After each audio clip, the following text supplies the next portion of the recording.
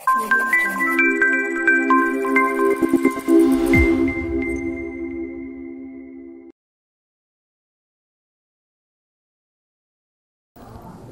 hamdalillah nahmaduhu wa nasta'inuhu wa nastaghfiruh wa na'udzu billahi min syururi anfusina wa min sayyiati a'malina may yahdihillahu fala mudhillalah wa may yudlil fala hadiyalah. Asyhadu an la ilaha illallah wahdahu la syarikalah wa asyhadu anna Muhammadan abduhu wa rasuluh, amma ba'du. Kita akan mengkaji nilai pendidikan di bulan Ramadan.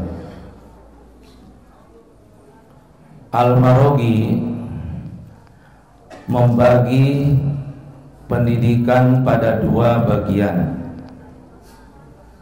tarbiyah khalqiyah dan tarbiyah ruhiyah tahdzibiyah.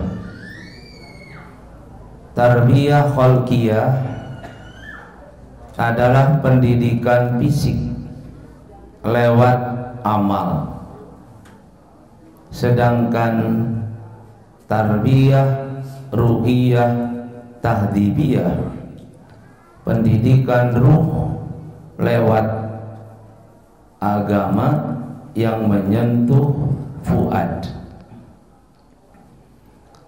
Di dalam setiap ibadah yang diwajibkan oleh Allah kepada hamba ternyata terdiri dari dua tarbiyah itu.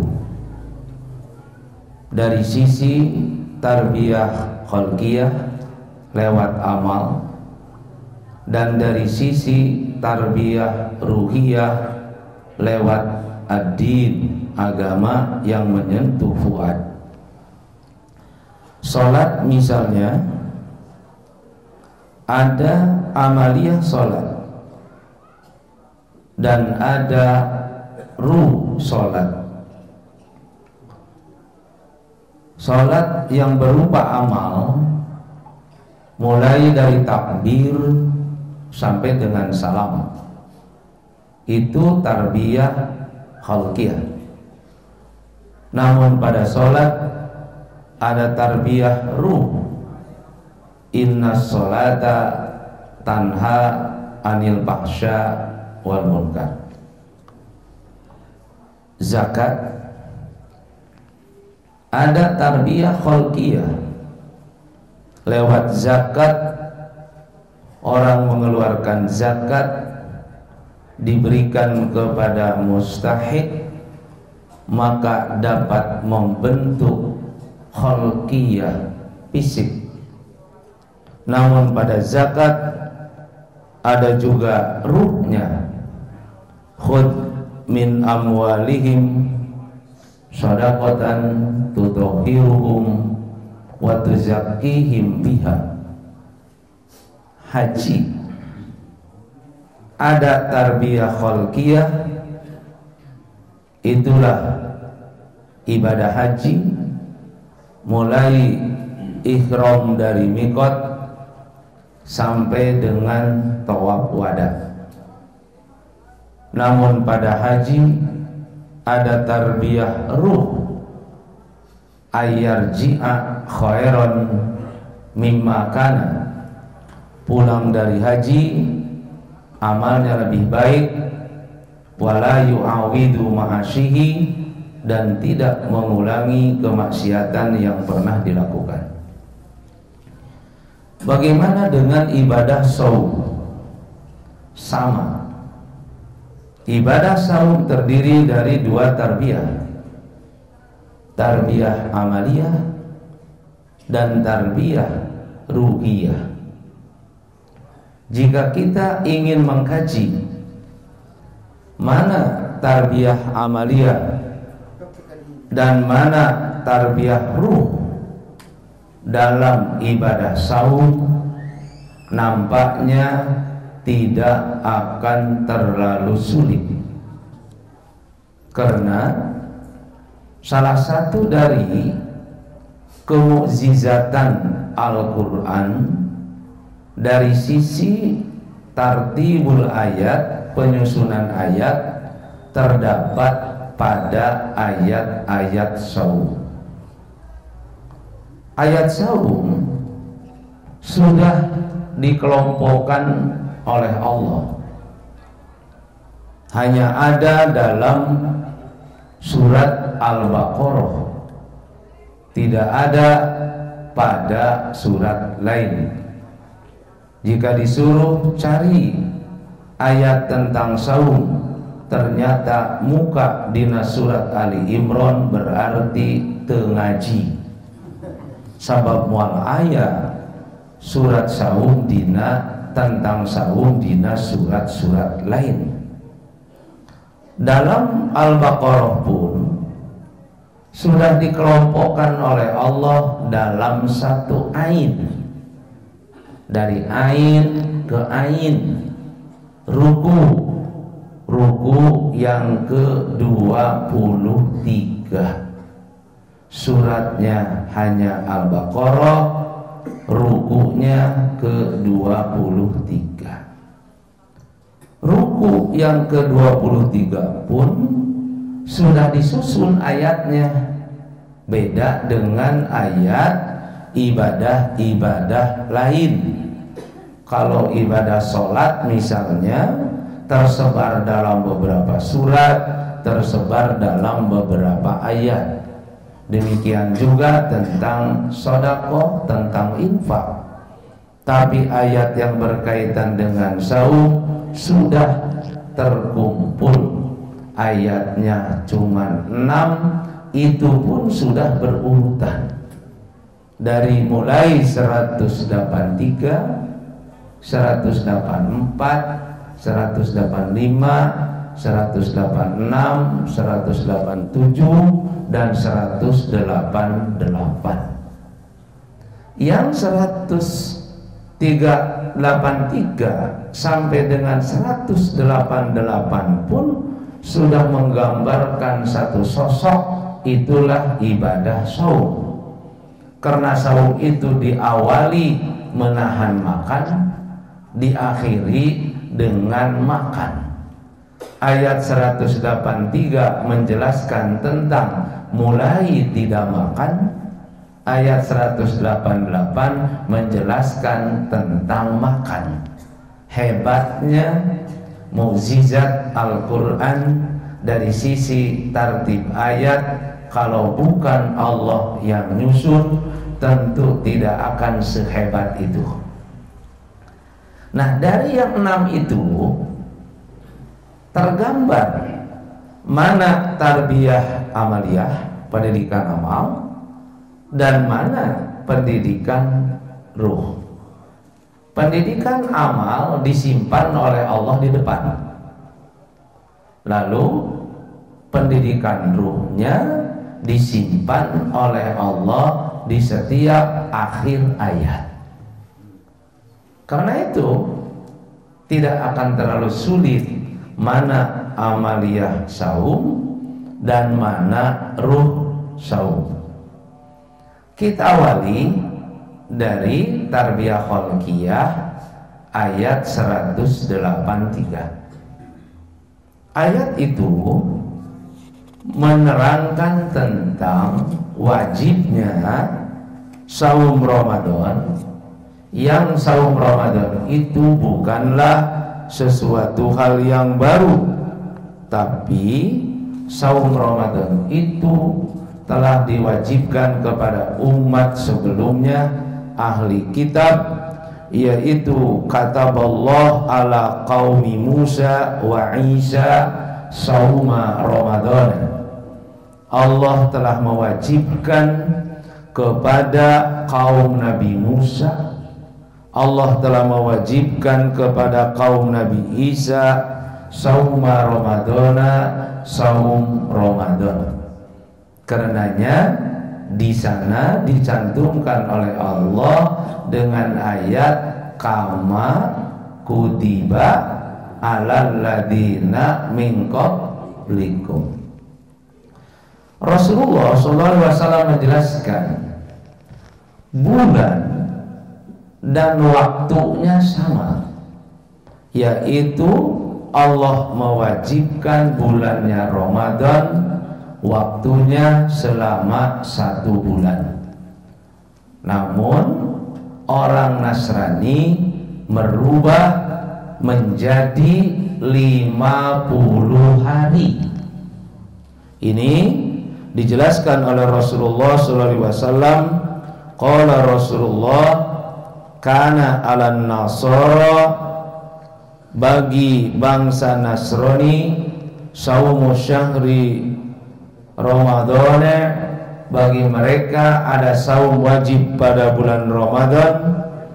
Kemudian pamarida rajulun minhum, seorang pendeta di antara mereka sakit, lalu mereka nadar jika sembuh lanazidanna asyratan, kami akan menambah 10. Lalu pendeta sembuh dari 30 jadi 40. Sakit lagi pendeta lain karena dia makan daging, mulutnya bengkak, maka ditambah sab'atan 7 jadi 47. Kemudian tsumma kana malikun akhar, ada raja yang lain, kemudian dia sakit, jika sembuh maka lanutimma talatah, kita akan menyempurnakannya dengan 3 hari, maka menjadilah kaum Nasrani melaksanakan saumnya menjadi 50 hari. Ini dicatat oleh Imam Al-Qurtubi di dalam tafsirnya, yaitu riwayat Dhafal bin Handalah. Nah, perubahan-perubahan itu adalah dari mereka, bukan dari Allah. Kita bersyukur umat Muhammad masih tetap melaksanakan saum Ramadan seperti yang Allah wajibkan. Bulannya Ramadan, lamanya selama 1 bulan. Nasrani menjadi 50 hari. Ini berat kalau kita laksanakan bagi orang muslim. Ada di kita yang disebut apa itu, kalau saum yang terus menerus lama, mati geni, begitu. Mati geni. Kalau dilakukan maka akan terasa berat, nanti hilang geni, nah tinggal mati, nah mati. Islam tidak memberatkan. Nah, ini amal awal. Selanjutnya ayat 184, Allah menjelaskan hari, aturan, ayyaman ma'dudat, hari-hari yang tertentu. Hari yang tertentu 1 bulan, waktunya Ramadan, model saumnya yaitu makdud. Makdud itu menghitung berurutan. Kalau seorang militer disuruh untuk menghitung, hitung 1, 2, 3, 4, 5, 6 berurutan. Nah, ini pun sama, karena ada ya'uddu, artinya menghitung berurutan, maka saum Ramadan itu bulannya Ramadan, waktunya 1 bulan, cara saumnya hari ini saum, besok saum, besok saum, besok saum, besok saum, sampai akhir. Tidak al-awwalu wal akhiru, awal saum, tengah kosong, rek Idul Fitri saum, itu mah bukan saum Ramadan yang disebut makdudah. Nah, selanjutnya Allah menjelaskan amaliyah. Dulu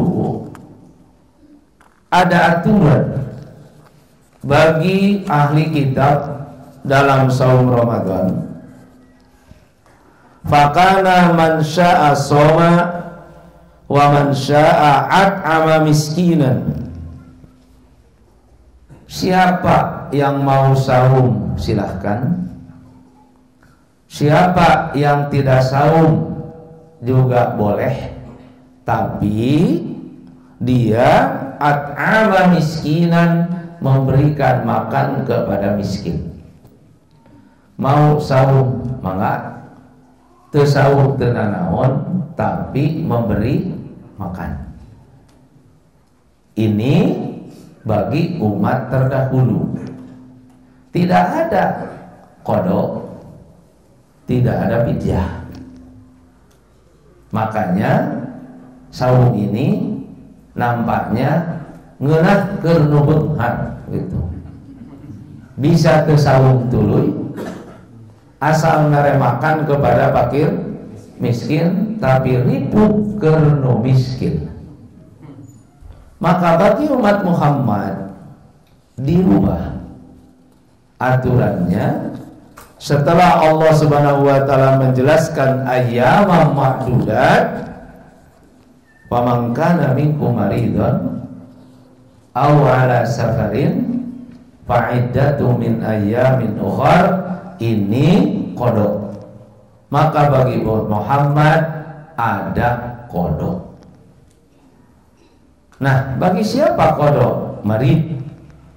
Marid yang mana? Sauba alaihi saum, yang dengan sakit itu dia merasa berat untuk saum, atau lewat saum itu akan membawa lebih madorot kepada sakitnya.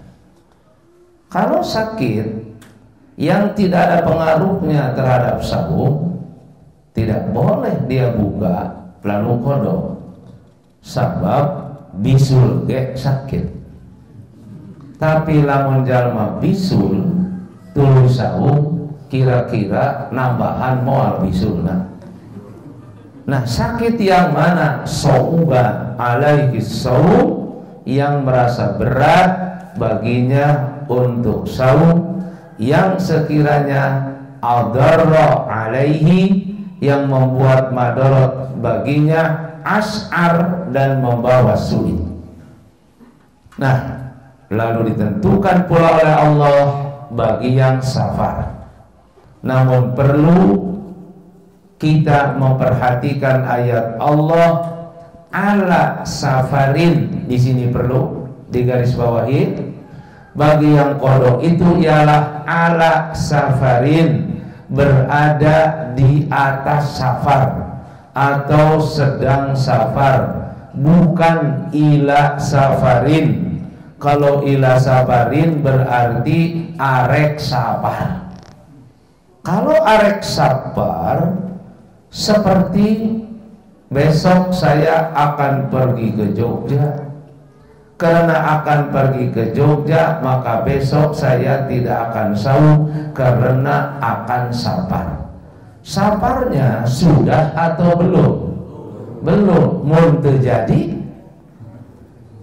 nah hanas teu saum, padahal dia tidak safar, sakit pun tidak. Karena itu tetap besok kita akan saum. Seandainya berada di dalam safar, maka kita boleh untuk buka. Itulah yang dimaksud ala safarin, bukan ila safarin. Mun ila safarin mah gagaro memeh ateul. mumpungnya gagaro ai pas ateulna di tempat lain nu akhirna gagaro deui gitu. Aturan fidyah ditentukan oleh Allah. Wa 'alal ladzina yutiqunahu fidyatun ta'amu miskin. Bagi orang yang itokoh adalah at-tahammul ma'al masyaqqah, mampu tapi dirasakan berat dan sulit. Kalau dia paksakan mampu tapi akan terasa berat, ini adalah itokoh. Jadi dipisah pada umat Muhammad, ada qada, ada fidyah. Bagi umat terdahulu mau saum silahkan, kalau tidak beri makan kepada fakir miskin. Siapa yang itokoh? Al-itokoh seperti dijelaskan oleh Al-Marughi di dalam tafsirnya, yaitu pertama asyuyukh ad-du'afa, kakek-kakek yang lemah, nenek-nenek yang lemah. Anapun kakek nubuat mah tetap dia harus sahur, karena kakek teh aya anu lemah, aya anu kuat. Ukurannya bukan kakeknya tapi du'afanya.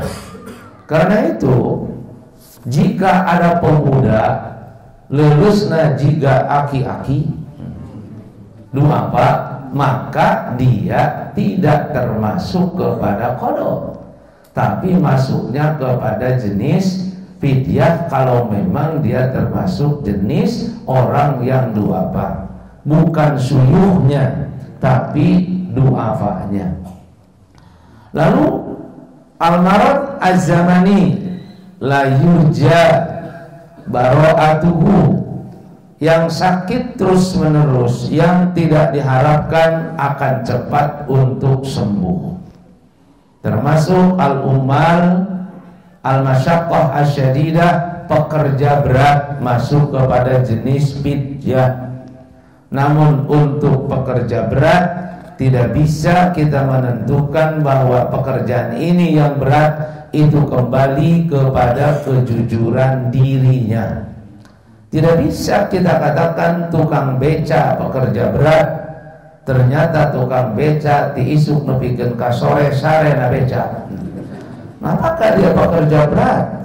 Tentu kembali kepada diri. Termasuk juga bisa jadi pekerja berat itu seorang dokter yang bekerja di rumah sakit, mengoperasi orang bukan 1-2 orang.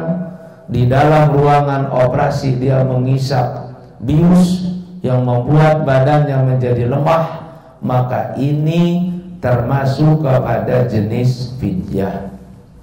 Kebetulan anak saya yang kedua bagian operasi, yang ketiga bagian tukang biusnya, anestesi.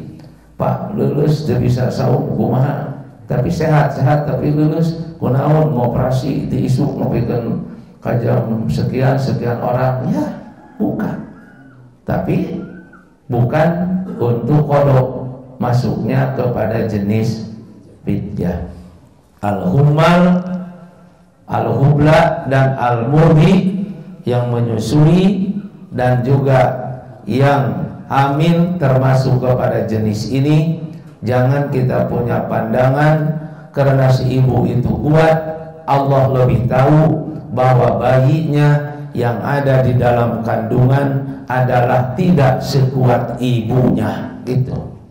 Nah, karena itulah di sini ada amaliyah tarbiyah yang Allah berikan tentang fidyah dan qada yang tidak ada pada umat-umat sebelumnya. Berikutnya ayat 185. Syahrul Ramadan alladzi unzila fihil Qur'an. Ini adalah menjelaskan tentang keutamaan bulan Ramadan, bahwa pada bulan Ramadan itu adalah bulan turunnya kitab-kitab samawi, turunnya kitab-kitab langit yang disebut cuman Quran, tapi yang dimaksud seluruh kitab-kitab samawi yang wajib kita imani. Allah pilih turunnya pada bulan Ramadan.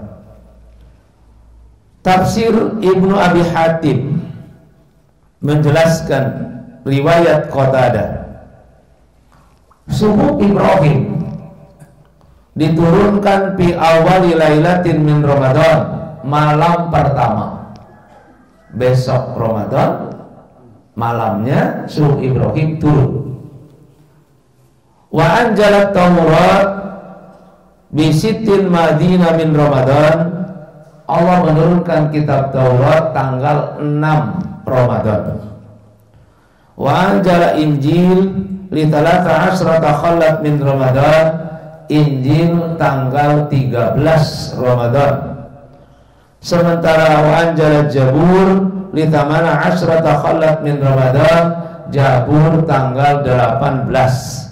Al-Quran sudah pada maklum tanggal 17. Subuh Ibrahim malam pertama, Taurat tanggal 6, Injil tanggal 13, Jabur tanggal 18. Catat bisi ayat kuis di TV lumayan ayat hadiah. Pelebar turunnya Quran rata-rata hafal, tapi pelebar turunnya kitab lain mah lantaran cangka benang beja, akhirnya orang belum tahu. Maka Ibnu Abi Hatim lewat tafsirnya beliau mencatat hadis riwayat Qatadah. Nah, ternyata Ibnu Qayyim Al-Jauziyah beliau melirik dari sisi lain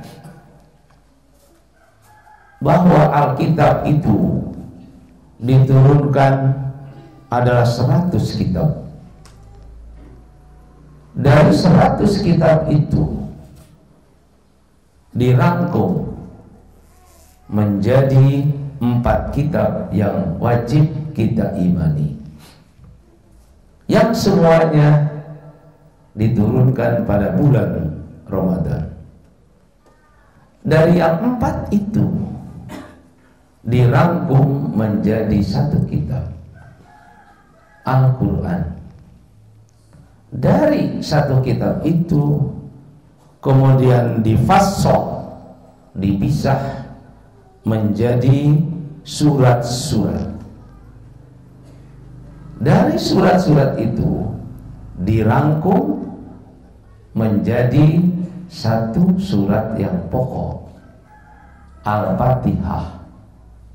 Dari surat yang pokok itu nadinya, jantungnya tertuang pada iyyaka na'budu wa iyyaka nasta'in.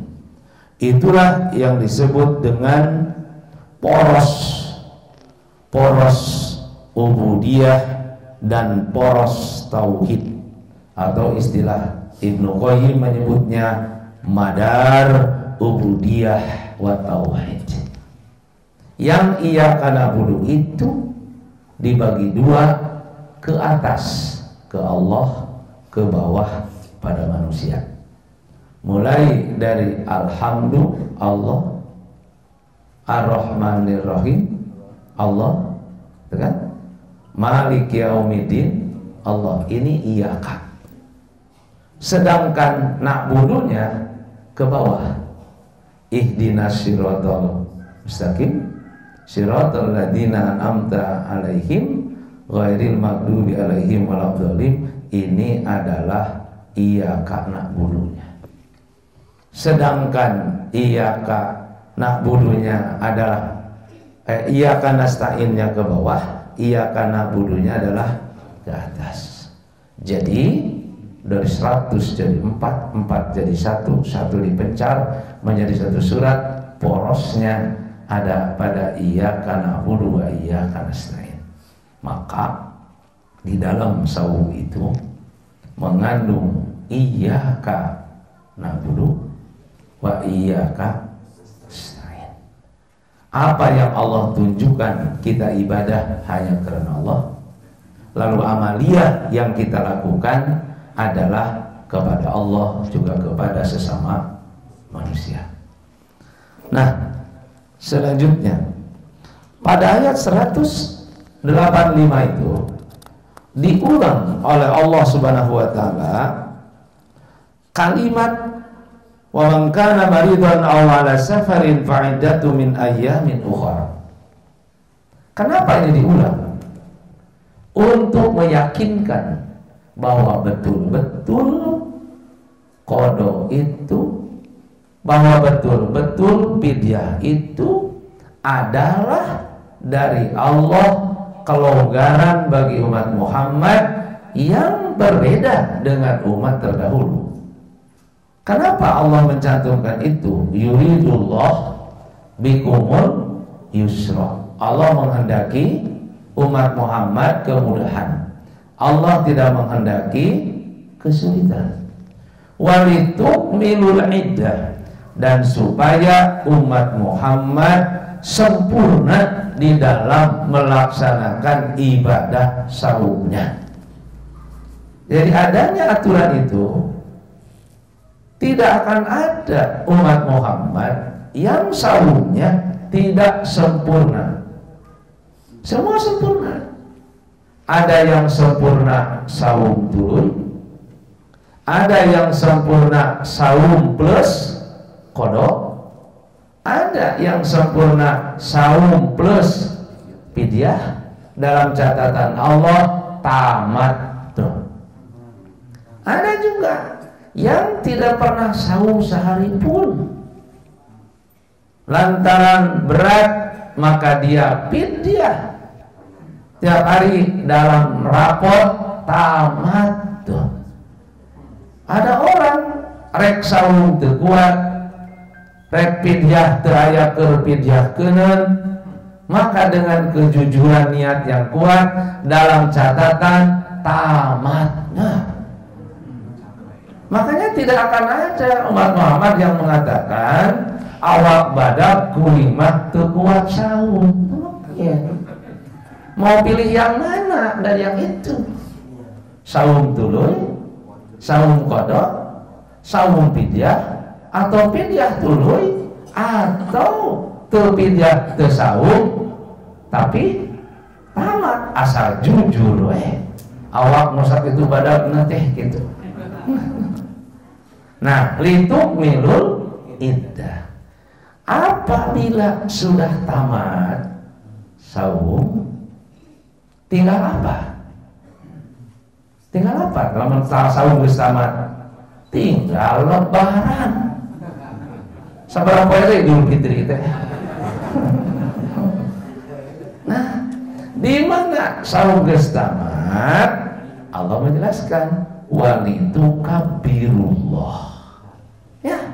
Walitukabbirullah itu takbir pada Allah, itulah Idul Fitri. Karena itu di sana ada isyarat Idul Fitri. Walitukabbirullah. Hadis Nabi menjelaskan tamat saum, besok Idul Fitri, sumiyat tilkal lailah Lailatul Zaizah. Malam besok Idul Fitri itu namanya adalah malam gajian. Kalau begitu Idul Fitri apa? Hari Idul Fitri adalah Yaumul Jaizah, hari gajian. Nah, karenanya Rasulullah SAW menjelaskan, begitu tamat saum, Allah mengutus ke setiap negara para malaikat untuk turun ke bumi memanggil umat Muhammad, jangan sampai saum tamat tidak diakhiri dengan Idul Fitri. Itu sayang. Tapi pada umumnya dina palebah gajihan mah daratang. Nah, sekalipun tidak bekerja mungkin. Maka malaikat memanggil, ya umat Muhammadin ukhruju ila Rabbin Karim. Ini pada Idul Fitri. Wahai umat Muhammad, keluar dari rumah masing-masing menuju tempat sholat, di mana di sana Allah yu'til jazil, akan memberikan pahala yang sangat besar, wa ya'fu 'anil 'adim, dan memaafkan dosa yang sebesar-besarnya. Faida baraja ila musallahu, jika umat Muhammad baraja itu muncul karena kapaksa, lain muncul karena kesenangan hati, ini walau kapaksa wae itu keluar, memaksakan diri ingin Idul Fitri.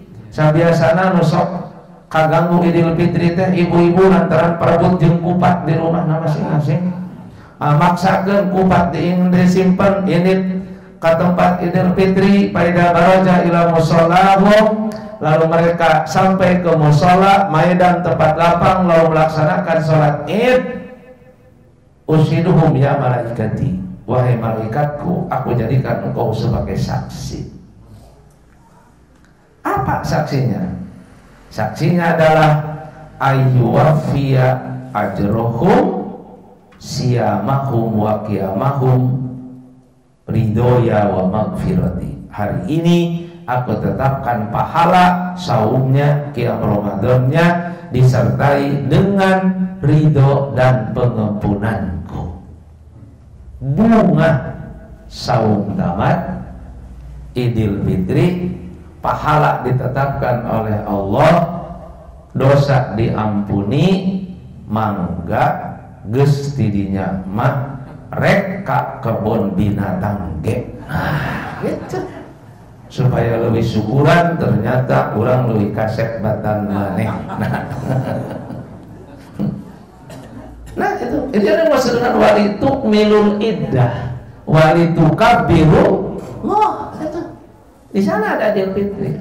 Alamahadakum, kesananya makanya pas. Wala allakum tashkurun, saum tamat gitu ya. Idul Fitri bisa muncul rasa bunga, ditambah ayeuna kan menang mudik. Nah, ayat 186 tidak ada kalimat saum di sana, tapi yang ada doa, yaitu wa idza salaka ibadi anni fa inni qarib ujibu da'watad da'i idza da'ani falyastajibu li wal yu'minu bi. Namun sebelumnya tentang saum, sesudahnya tentang saum.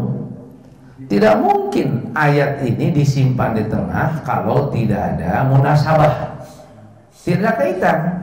Maka ahli as-Sabuni menjelaskan di dalam tafsirnya bahwa munasabah ayatnya adalah kita harus menjadikan bulan Ramadan itu ijtihad biddu'a inda ikmalil iddah bal inda kulli fitrin.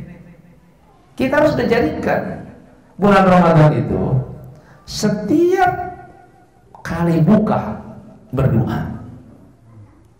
Bahkan ketika kita berdoa itu inda ikmalil iddah, ketika jumlahnya sudah sempurna. Artinya setelah saum tamat, besok Idul Fitri, saum sudah sempurna, berdoa. Setiap kali buka berdoa. Sama bagi kita ada dua fitri. Bagi kita ada dua fitri. Fitri yaumi dan fitri syahri. Fitri yaumi buka harian, itu sore itu kan. Nah lalu mau fitri syahri buka bulanan, itulah Idul Fitri. Kedua-duanya kita harus berupaya untuk berdoa kepada Allah. Ini sesuai dengan hadis Nabi, innalis-shaimi inda fitrihi, bagi yang saum ketika dia buka dakwah dia berdoa, doanya maturaddu, tidak ditolak. Ketika kita buka setiap sore, kita berdoa, tidak ditolak Allah. Selesai saum Ramadan, isuk Idul Fitri, tidak ditolak oleh Allah. Karenanya bahwa pada bulan Ramadan itu dakwah mustajabah, doanya doa yang diijabah. Nah, inilah munasabah ayatnya. Karena itu, sekalipun tidak menjelaskan tentang saum, tapi munasabah ayatnya, jadikanlah bulan Ramadan sebagai bulan berdoa ketika setiap buka dan juga ketika sudah selesai melaksanakan saum, dan Allah mengijabah doa kita. Apa yang mesti kita sampaikan kepada Allah sesuai dengan kebutuhan kita. Makanya adalah Abdullah bin Ammar, dia berdoa setiap kali buka untuk keluarganya, untuk usahanya, gitu kan? Dan juga untuk ibu bapaknya. Kita perlu kelancaran usaha, kesehatan hidup, gitu kan? Lalu dijauhkan dari berbagai penyakit. Saatnya tidak melewatkan bulan Ramadan dalam tarbiyah amaliyah, berdoalah kepada Allah, dakwah mustajabah sesuai dengan ayat Allah, wa idza sa'alaka ibadi anni fa inni qarib ujibu da'watad da'i, aku ijabah doanya. Nah, itulah munasabah. Ayat 187 ini juga merubah saum dari umat terdahulu kepada umat Muhammad, di mana umat Muhammad dientengkan di dalam saumnya. Sahih Al-Bukhari mencatat sabda Nabi, ketika saum Ramadan itu diwajibkan, bahwa dulu orang-orang yang melaksanakan saum Ramadan itu la yaqrabun nisaa Ramadana kullah, mereka tidak bercampur dengan istri selama 1 bulan penuh, baik siang ataupun malam. Siang membatalkan saum, malam menodai saum, menodai kemuliaan bulan Ramadan. Ini berlangsung bagi umat Nabi Musa, berlangsung bagi umat Nabi Isa, sampai kepada umat Muhammad ketika awal para sahabat melaksanakan ibadah saum. Karena itu di awal Islam mereka pun juga berkeyakinan seperti itu.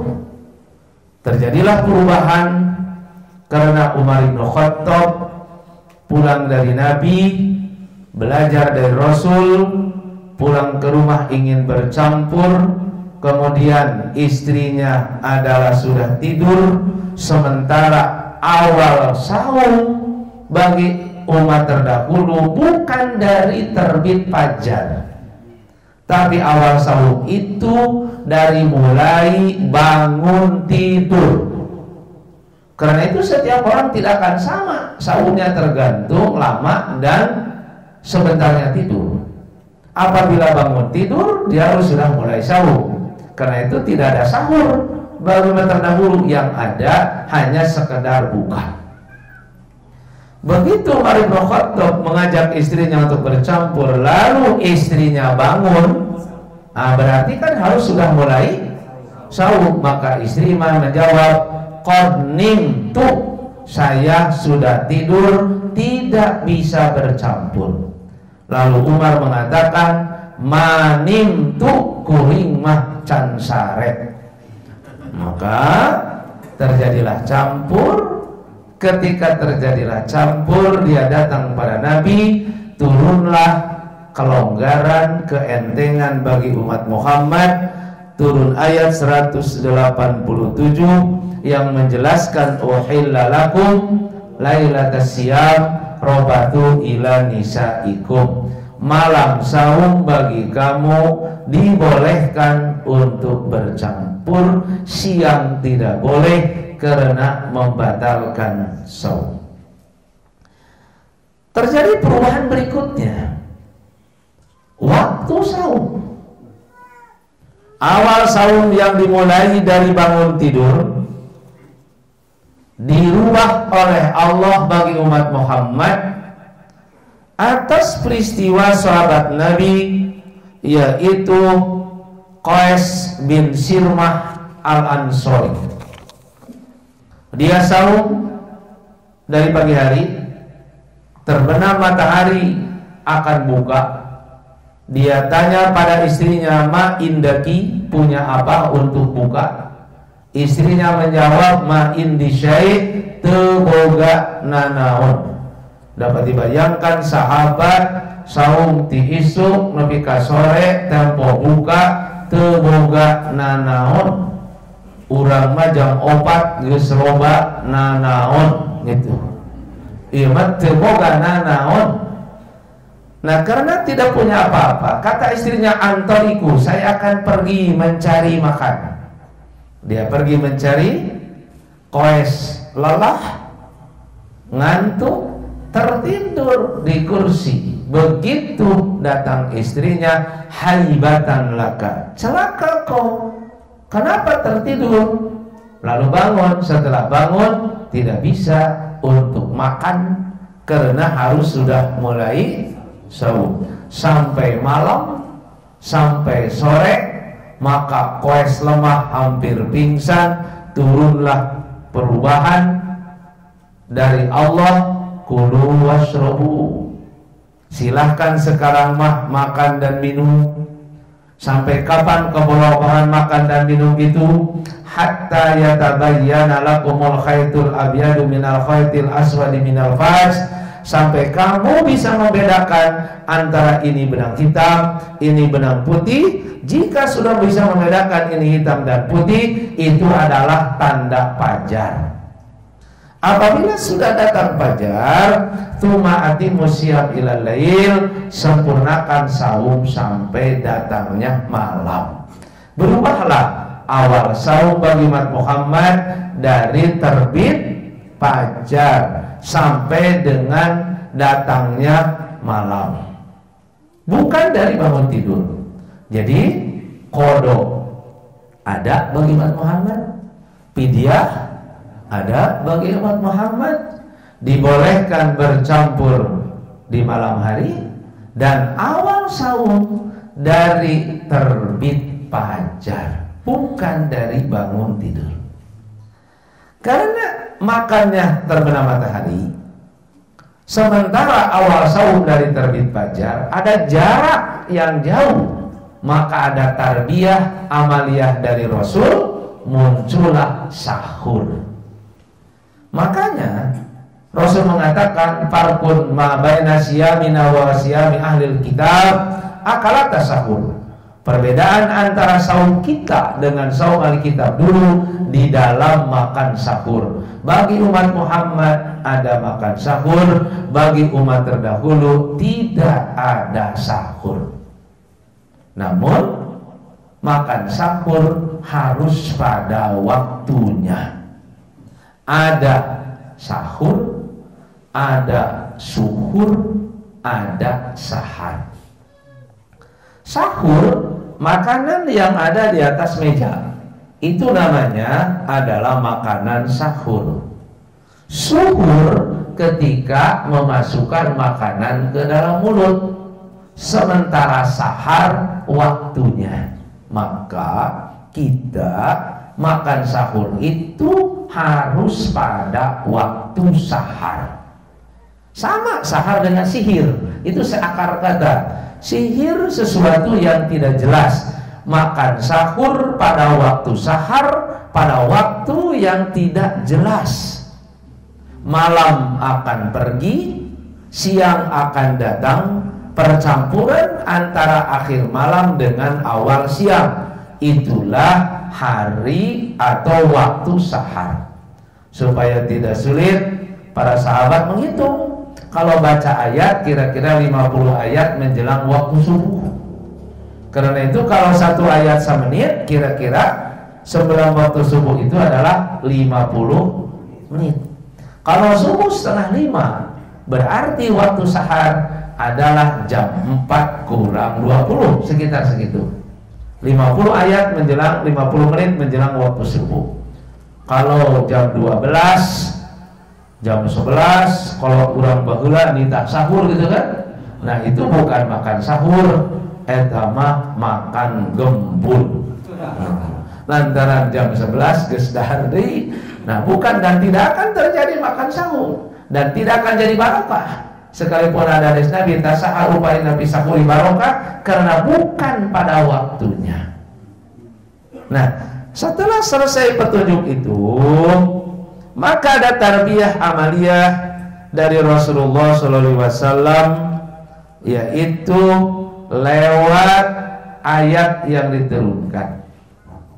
Apalagi yang diberikan Allah? I'tikaf. Wala tubashiruhunna wa antum akifuna fil masajid. Bagi umat Muhammad ada amaliyah lain selain saum Ramadan, ibadah i'tikaf. Quran menjelaskan fil masajid, i'tikaf di masjid. Sebab ada yang bertanya dulu ke SCTP, bolehkah i'tikaf di rumah, di kamar? Jawaban TV, boleh.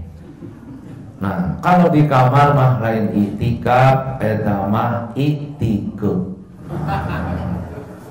Saharek eta mah. Fil masajid, di masjid. Selesai. Diakhiri tilka hududullah. Itulah aturan-aturan Allah berkaitan dengan amalia saum. Fala taqrabuha, jangan kamu mendekati batas-batas yang diharamkan itu. Karena kalimatnya tilka ke atas, ayatnya sudah tamat, maka yang membatalkan saum dijelaskan di atas itu berkaitan dengan hukum cuma 3. Allah menjelaskan campur, Allah menjelaskan makan, Allah menjelaskan minum. Maka yang membatalkan saum berdasarkan Quran itu ialah 3: campur, makan, minum. Yang lain tidak. Kumaha mau diimpus mah teu batal. Lantaran da diimpus mah lain karena mulut, karena urat. Tapi kan buat jag-jagnya, jag-jag lantaran cai asup ka jero. Karena itu kalau urang saum, lamun urang hayang kuat, jadi impus. Ngan nu diimpus mah nu gering. Ari nu gering henteu saum. Maka sanajan diimpus moal ngabatalkeun da manehna henteu saum. Kumaha mun cager diimpus jadi teu cager. Nu sehat diimpus gitu. Nah, perlu mumpung masih kena jarak waktu sebelum lebaran, digaris bawahi di sana. Fala taqrabuha. Allah tidak menyebut jangan makan, jangan minum, jangan campur. Tapi yang dijelaskan oleh Allah berkaitan dengan tarbiyah amaliyah, jangan kamu mendekatkan diri pada makan, minum, campur. Sama dengan hukum zina. Bukan jangan berzina, tapi fala taqrabu zina, jangan mendekatinya. Yang membatalkan saum pun bukan makan, bukan minum, bukan campur. Yang dijelaskan dalam Al-Quran, tilka hududullahi fala taqrabuha. Jadi kita jangan mendekat-dekatkan diri pada makan, kita jangan mendekat-dekatkan diri kepada minum, kita jangan mendekat-dekatkan diri kepada bercampur. Boleh ibu yang masak di dapur ngasaan, mencicipi untuk mengetahui rasa. Tapi lamun ngasaanana 25 kali, nah geus ngadeukeutkeun diri pada buka. Nah, kumaha lamun ortel kolot di waktu berang tapi teu campur, tah eta nu dimaksud jangan mendekatkan diri pada campur. Nanti akan membangkitkan perasaan ingin bercampur. Jika perbuatan itu dilakukan, pahalanya, sahumnya sudah menjadi kosong. Nah, ayat 188. Nah, ini tidak ada kaitannya seperti di dalam ayat karena nggak ada lafaz tentang sahur. Yang ada hanya makan. Wala taqulu amwalakum bainakum bil batil. Jangan kamu makan dengan yang batil. Apa hubungannya dengan sahur? Sahur kita sedang beribadah. Jangan buka dan sahur dari makanan yang batil. Menang maling, menang nipu, gitu kan? Lalu dipakai buka jeung sahur, jadi kosong. Karena kita sedang beribadah, maka kalam kita harus bersih. Apa hubungannya dengan amal sahur? Lihat di atas ayat 183. Ya ayyuhalladzina amanu kutiba alaikumus siyam. Siyam itu imsak, menahan diri untuk tidak makan. Lalu sahur diakhiri dengan makan. Di sini ayat 188 tentang makan, yaitu bukalah kamu dari makanan yang tidak batil. Diawali dengan menahan makan, diakhiri dengan makan. Sosok ayat 6 itu menggambarkan sosok amaliyah sahur. Nah, itulah mukjizat ayat yang terdapat di dalam Al-Quran 183, 184 berkaitan dengan amaliyah. Mana tarbiyah ruhiyahnya? Pendidikan ruhnya setelah Allah menjelaskan begini cara sahur itu. Nah, apa target yang ingin dicapai dari sahur itu? Ruh, penyentuhan ruh, jiwanya. Lihatlah setiap akhir dari ayat itu. Nah, kalau kita lihat sholat misalnya, amaliyah sholatnya ada di sini, tapi ruh sholatnya ada di sini. Misalnya, aqimus sholat, dirikanlah sholat. Ini perintah amal. Bagaimana cara sholatnya? Lalu Jibril mengajarkan sholat. Lalu Rasul mengajarkan kepada umatnya, shollu kama ra'aitumuni sholli. Lihatlah aku sebagaimana, sholatlah kamu sebagaimana kamu melihat aku sholat. Ini di sini dalam hadis. Tapi perintah amaliyahnya ada pada Quran. Lalu mana ruhnya? Ruhnya di tempat lain. Inna sholata tanha anil fahsya wal munkar. Jadi antara amaliyah dengan ruh itu dalam ibadah sholat itu misah. Tapi dalam saum Ramadan, tarbiyah amaliyah dengan tarbiyah ruhiyah itu menyatu. Di akhir disimpan oleh Allah setiap ujung ayat.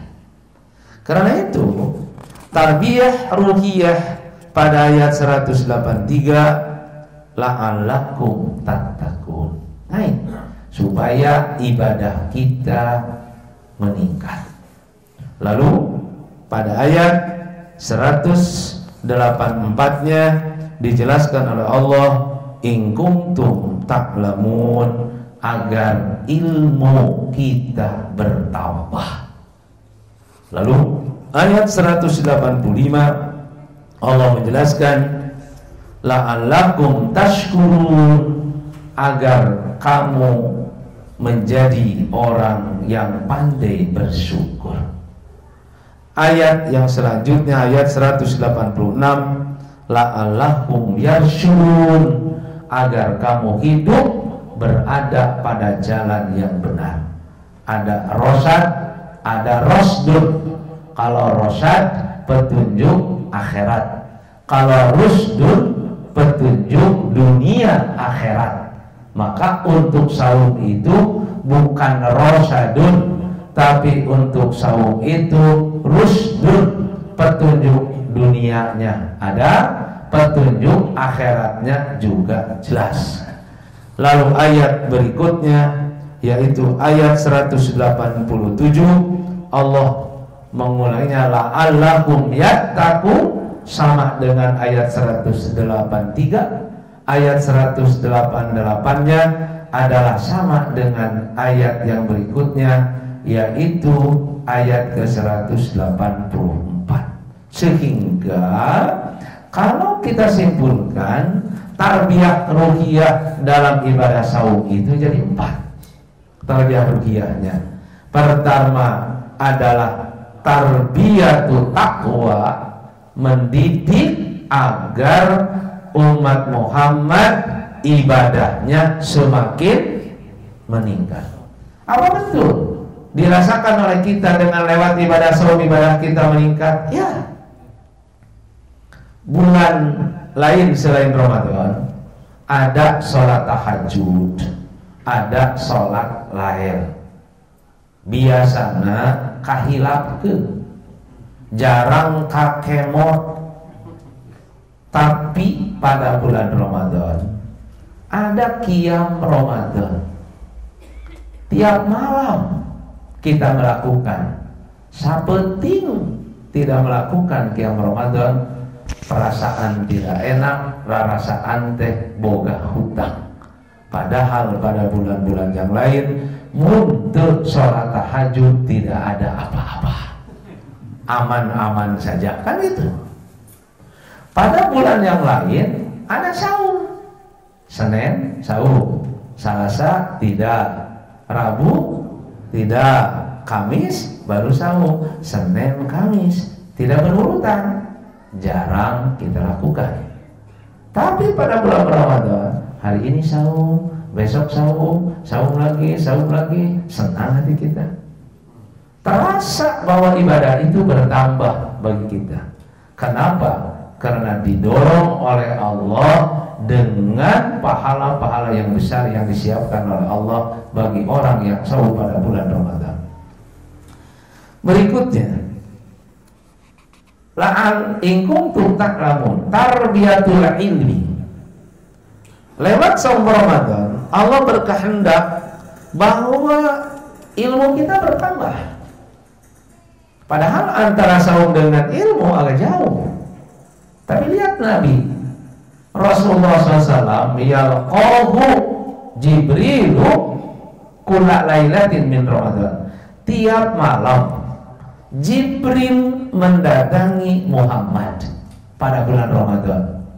Apa yang ditangi oleh Jibril Muhammad itu untuk apa? Yudari suhul Quran, bahwa Muhammad dengan Jibril itu tadarus Quran, mengkaji Quran.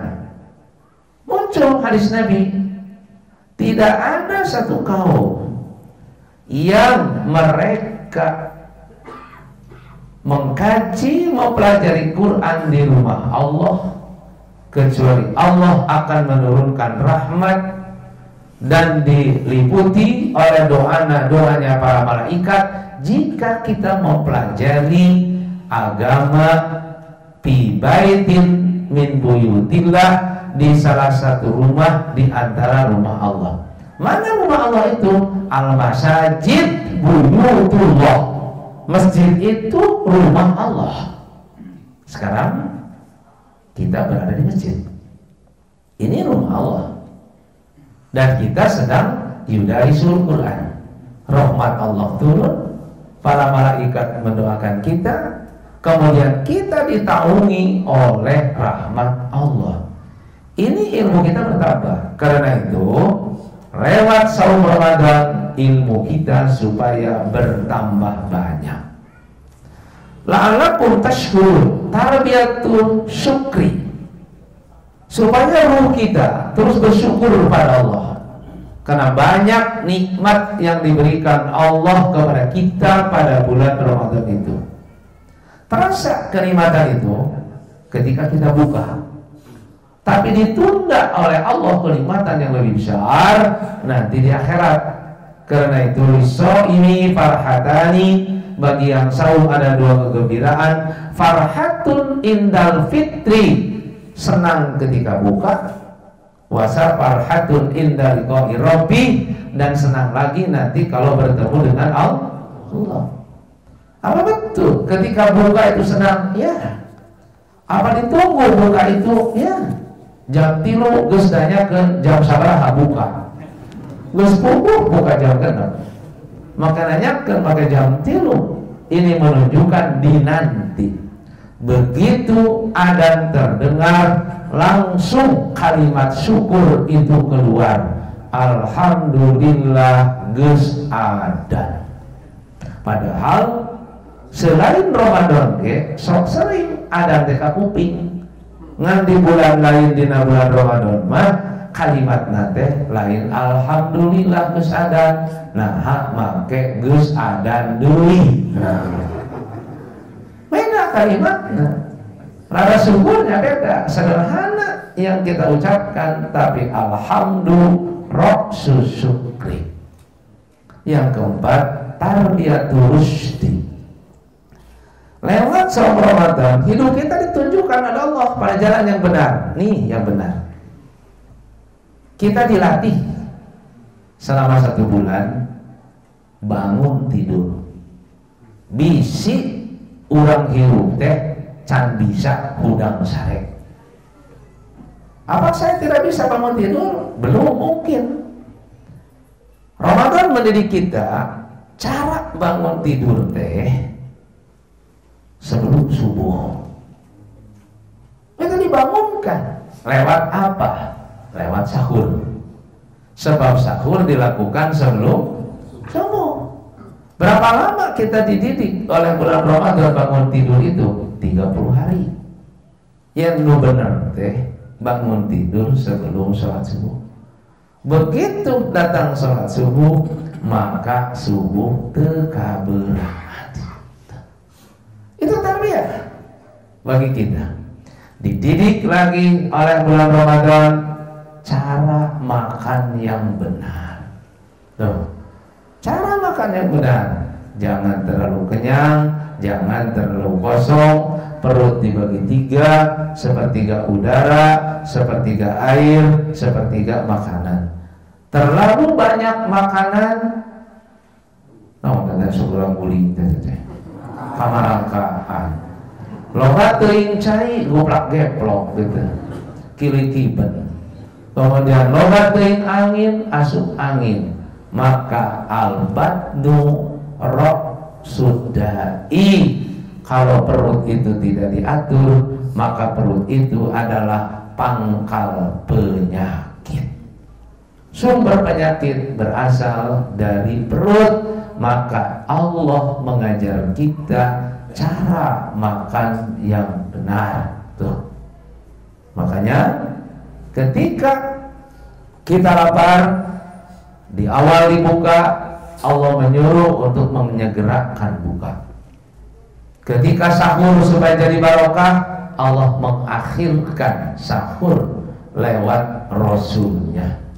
Begitu ada berkumandang, cepat buka dengan air, atau Rasul mengatakan dengan kurma 3 biji. Namun jangan dimaknai kurmanya, karena kurma itu jibilah, budaya, tapi yang isinya ialah manisnya. Karena itu sekalipun Nabi itu pernah ada harkolak, kita buka jengkolak termasuk sunnah Rasul, asal kolakna amis. Jam amis yang penting.